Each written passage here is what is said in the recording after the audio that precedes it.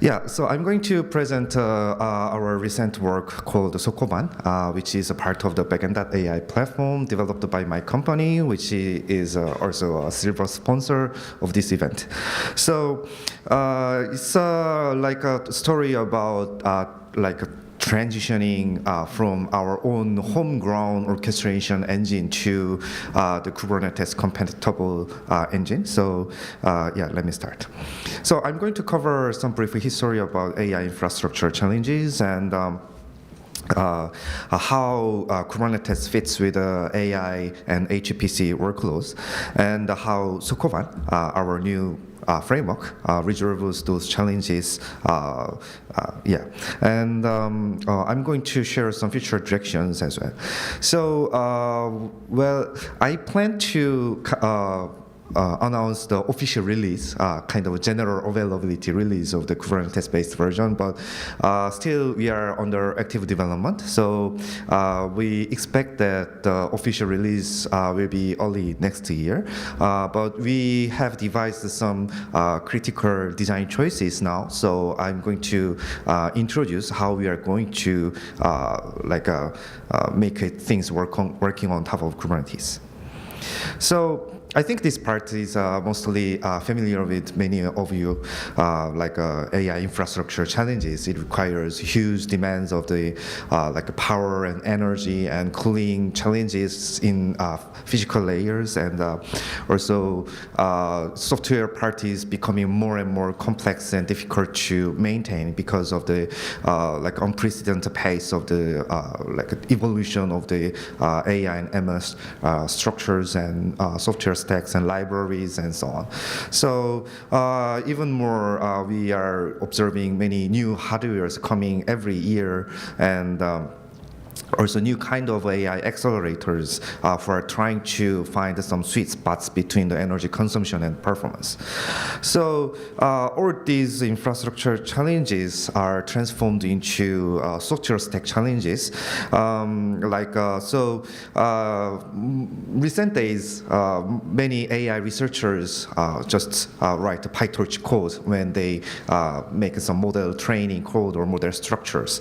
But still, it is already well known that we have to deal with many different and other bigger technical challenges, including configuration and the data verification and serving infrastructure, or observability and telemetry pipelines and so on, to properly run and operate AI workloads in your organization and for public services. So I'm going to summarize what Kubernetes is. Of course, I think most of you are very familiar or maybe a fan of Kubernetes because it's like a cloud-native word. So it's basically a container orchestration engine that hosts multiple containers scattered over multiple nodes, or big clusters. So it's started from Google's Borg project, which is an internal workload management system written in Google in early 2000s, and they made it kind of open source as Kubernetes and donated as a first CNCF project in 2015. So the basic design philosophy is that it uses declarative configuration to provision resources and containers and so on, and every workload is abstracted as a pod, which is a collection of containers running on a single host and coordinated together. And so many people may be familiar with the YAML structures when they want to provision something on Kubernetes, because they have to input the configurations as YAML or some JSON or some other structured metadata formats. And and the key of the Kubernetes is a kind of resilient and automatic scaling design comes from the reconciliation loop. So most resource observation and monitoring stuff are they are observe the current status and finds the difference to the desired or configured states and tries to apply the difference the reconciliation action to make it to stay with the desired state. So this kind of like a polling loops, and this loop design is embedded into the operators and controllers in the Kubernetes, and we can also write custom operators or controllers to support, for example, new kind of AI accelerators, new type of hardware devices, and things like that to bring them up in Kubernetes world. And the other key point is that it uses immutable containers. So containers are kind of a fixed objects based on like a fixed images, so that we can always restart or relocate or reprovision the containers without any extra state migration, except some shared states from like data volumes and others. And recently, Kubernetes is also being used in many different type of AI workloads. So, for example, we have now DRA, dynamic resource allocation, which abstracts different device types and device specifications and so on. And also some Kubernetes-based serving framework are using in-place pod weak scaling to dynamically increase the CPU and memory allocation of pods. But still, AI and HPC workloads has its own like characteristics and requirements. For example, the big assumption in like a high performance workload is that a job can consume all visible computing resources from the system. So this is a very common assumption in like a Slurm and other like HPC like batch schedulers. So usually they don't share the computing nodes with the multiple users, while they can share the entire cluster by partitioning nodes to specific jobs. So that's when we try to share some resources within a single node, then we need some extra cautions and considerations when trying to making systems based on containers. And also like a large-scale training or HPC workloads require multi-node scaling, so that we can like coordinate multiple nodes as a single bundled job to run like a distributed training and or like serving large-scale language models, for example, that spans across multiple nodes, multiple GPUs. And usually the batch-oriented nature of pipeline or training jobs makes it very expensive to restart or relocate the containers, because containers has their own local states based on like a scratch partition or cache partitions on the local disk. So this is kind of a violation of the basic assumption of the Kubernetes-like system. So we need to make some extra measures to handle these cases. There is like a famous blog article about why Kubernetes is not suitable for like batch-oriented jobs. But yeah, of course, thanks to the community's effort and many industrial vendors' efforts, the things are getting better and now. And we are also going to add another thing here. And so in containers, actually container is a very leaky sandbox abstraction. So it exposes many host information, such as like a proxy CPU info and the sysfs and so on. So we have an RxCFS package which helps to like virtualize the profile system for containers, but it sometimes makes some like a conflicts with deep learning frameworks and runtimes. So still like making fully virtualized view of the system resources in Linux containers is still somewhat challenging problem. And also accelerator is highly specific to vendor specific implementation, so it is difficult to generalize it as like a shareable resources. And also multi-node scaling is a challenging topic in Kubernetes because you need some additional coordination layer to provision paths in prior to map the actual workload partitions. So in like AI and HPC world, could you categorize the like workload like realms depending on different criteria? For example, the overall trend is coming from the training, which is more like a supercomputing or HPC-like scenarios, and now it has moved to inference to make money from developed models. And as Jensen Wang mentioned in this year's GTC, it is like evolving into AI factory for like a massive scale, like serving infrastructure and token generation for everybody. So in training and HPC world, we had used like a Slum and OpenPBS and other like batch-oriented schedulers that uses entire nodes to occupy the entire like node resources per user, and Kubernetes is from the cloud world, which assumes like over subscription of the hardware or consolidation and high density deployments of like user workloads to maximize infrastructure like efficiency. So we have also many open source projects that tries to implement MLOps like Kubeflow and serving infrastructure like Kserve or KubeAI and so on. And recently, Red Hat and Google and other big tech enterprises announced the LLMD, which is also based on Kubernetes, to implement a disaggregated serving architecture to even more optimized like a transformer-based language models.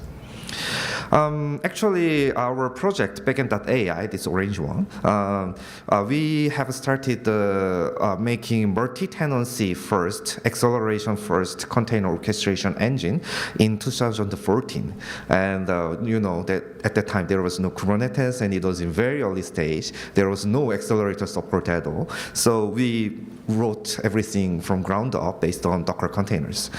And in 2020, we implemented multi-node scaling for jobs. And in 2022, we have implemented GPU direct storage integration.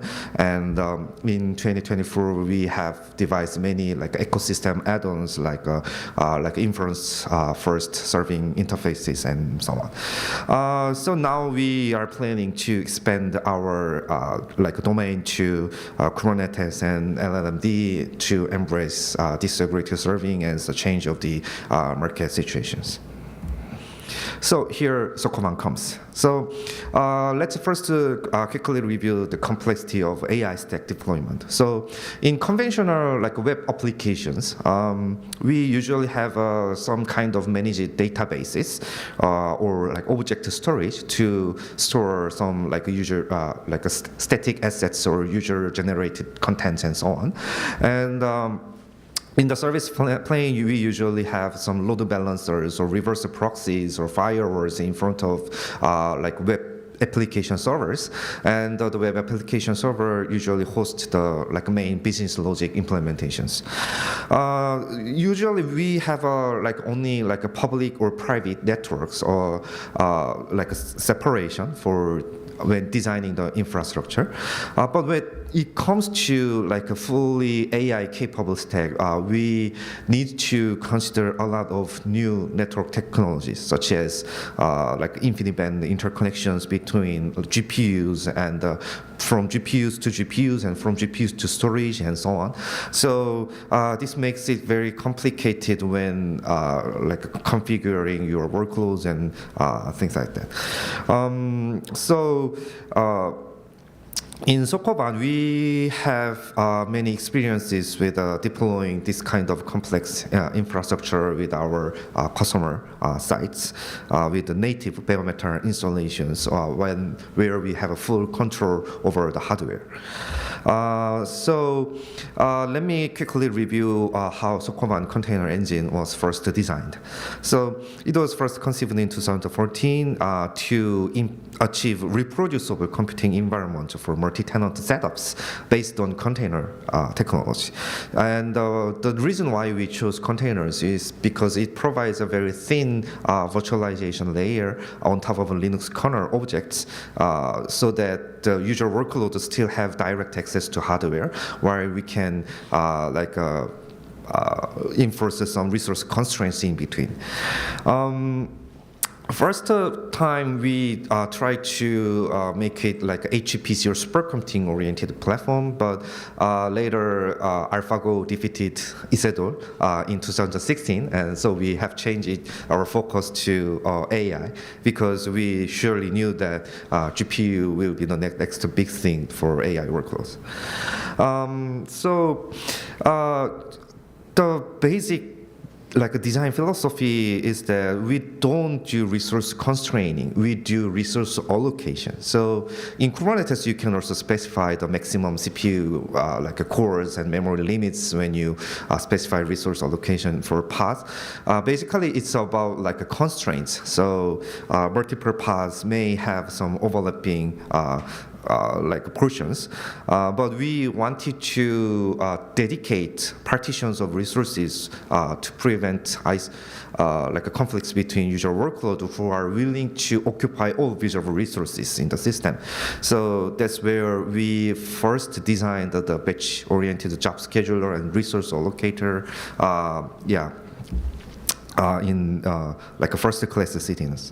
So the main advantage is that it can host multi-node jobs and for multi-tenancy isolation, and we have devised some proprietary fractional GPU technology, and for RDMA and GPU direct storage integration with some selected storage partners, and it is fully capable of being deployed to air-gapped cluster environments, and we have a common computer device plugin interface since 2017, which is basically same to DRA. So when I saw the DRA announcement in Kubernetes, that's what I made. Yeah, and anyway.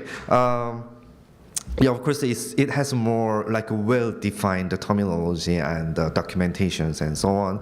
But the point is that we are already supporting more than 10 different types of AI accelerators in the market, including NVIDIA and AMD and Intel Gaudi 2 and 3 and GraphCore, Rebellion, Furiosa, HyperXL, Tenstorrent, and Sambanova and many others. Yeah.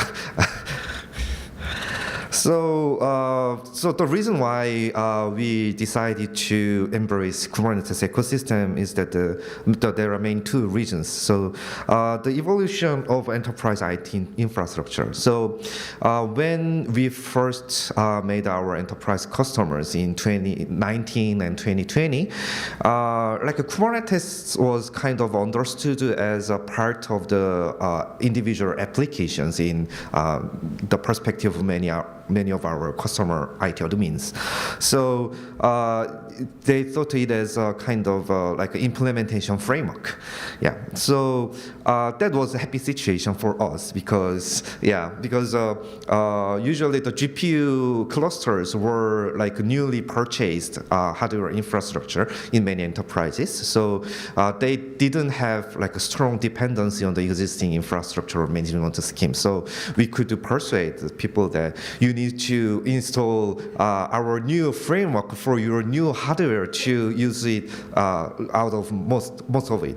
And but currently, more and more enterprises is moving to Kubernetes-based IT infrastructure management. So using it as a kind of unified baseline abstraction, not only for CPU workloads but also GPU workloads.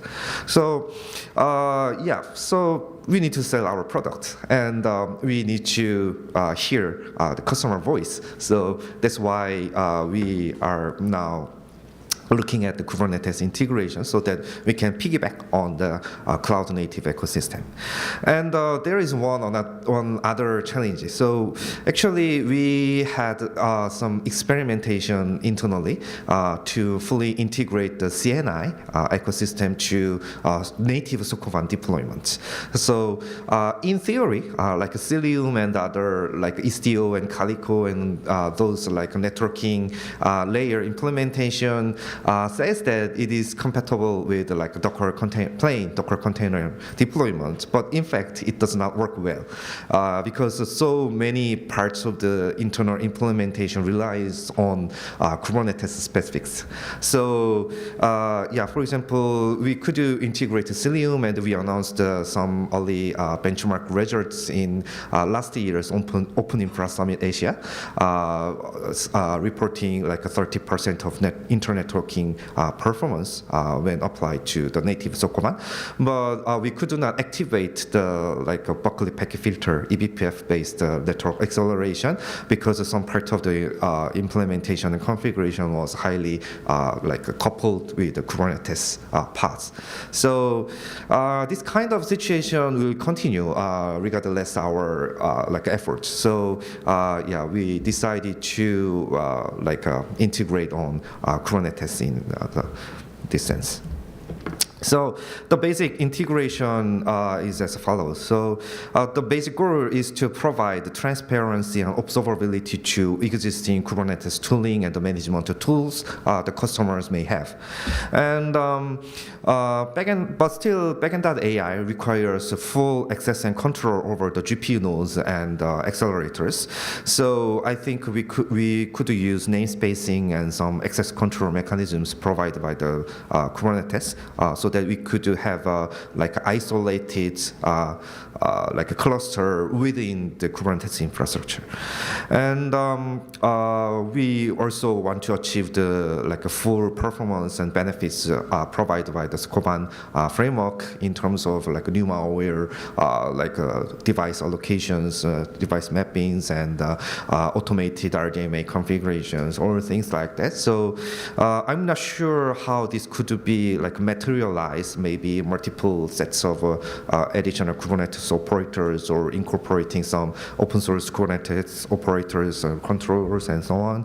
Yeah, we are still looking at that part. And the conceptual entity mapping is that we have a concept of a logical resource group which can partition the physical infrastructure into multiple sets of nodes, and even within a single node we can have multiple agents to like separate the resource groups for like different devices and so on. So that concept is mapped to node pool in Kubernetes, and we have the concept of a kernel and session, which can be mapped to path and a group of paths.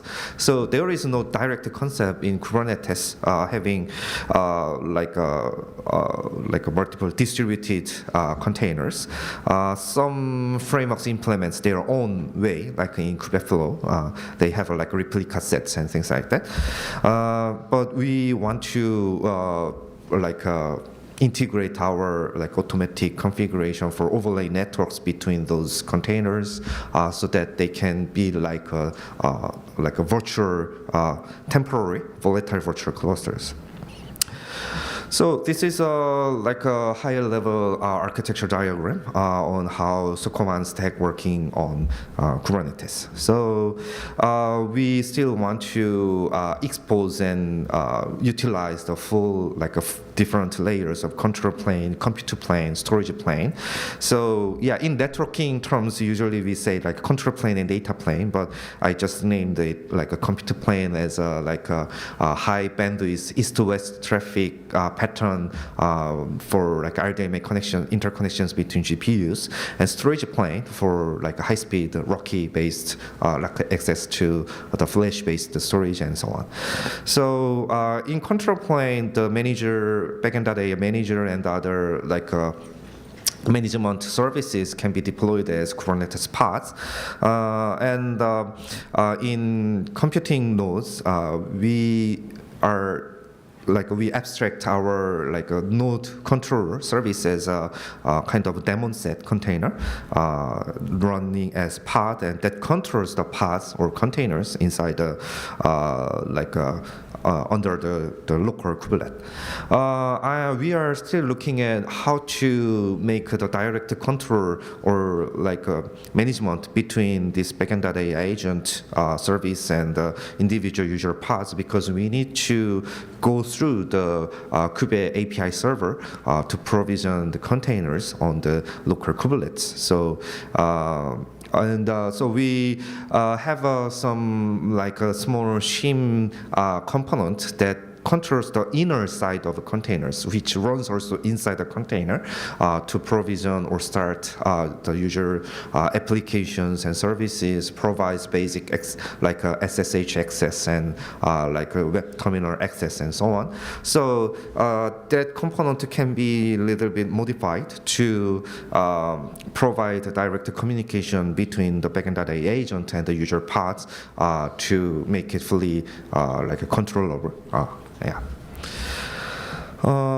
This is a very like a high-level sketch, and still we have many things to consider. So the like most hot topic this year in this industry is the disaggregated serving. So we need to so people are trying to optimize the like inference serving cost by applying prefill and the decode stages to like a different disjoint set of hardware accelerators, even maybe different type of accelerators, like combining like a CPU or like a processing intensive prefill stage as using some other type of accelerator, and memory intensive decode stage using some like HBM enabled accelerators and so on. So this requires a very sophisticated coordination of the KV cache sharing and hierarchical caching, and like automatic scaling of like separate auto scaling of prefill containers and decode containers and so on. So yeah, NVIDIA has announced NVIDIA Dynamo early this year, and the LLMD frameworks are trying to solve this problem, but it's in still very early stage. Yeah, so we are looking at it.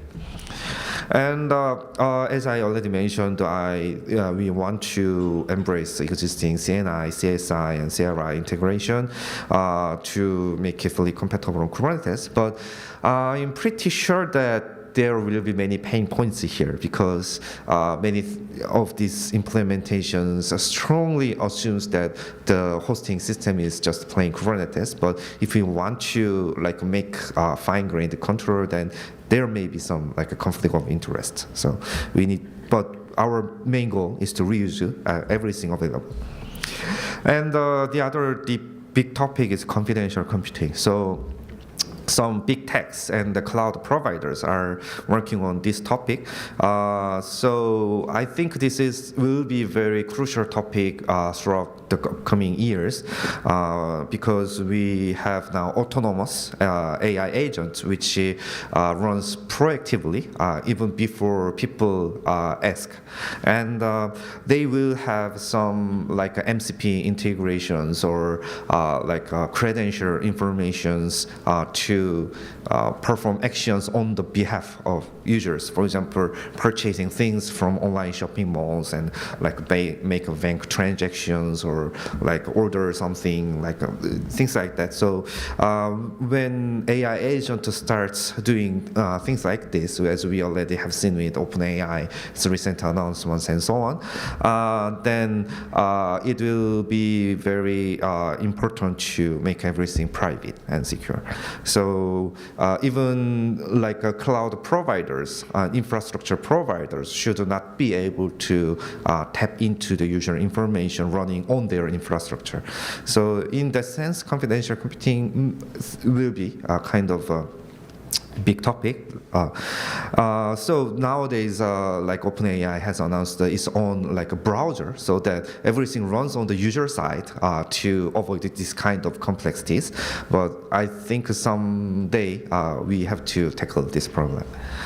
And the other thing is application hosting. So Google AI Studio and many other things, OpenAI's new like pipelines, and so they are trying to make a kind of no-code tools for like plain users, so that they can like just generate applications based on like a prompt engineering. So that the most big challenge of AI generated apps is that prototyping is very easy. AI do the most things, but when we want to deploy and when we want to publicize it, we need some kind of infrastructure and data storage. So that part is still a big hurdle for like normal people who are willing to utilize AI.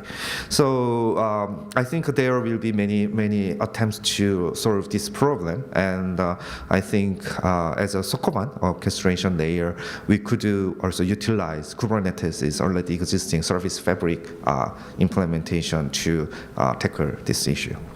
And the last thing is the enterprise deployment issue. So we already began to talk with some of our potential customers and existing customers who are willing to operate or migrate the entire backend.ai stack to the Kubernetes.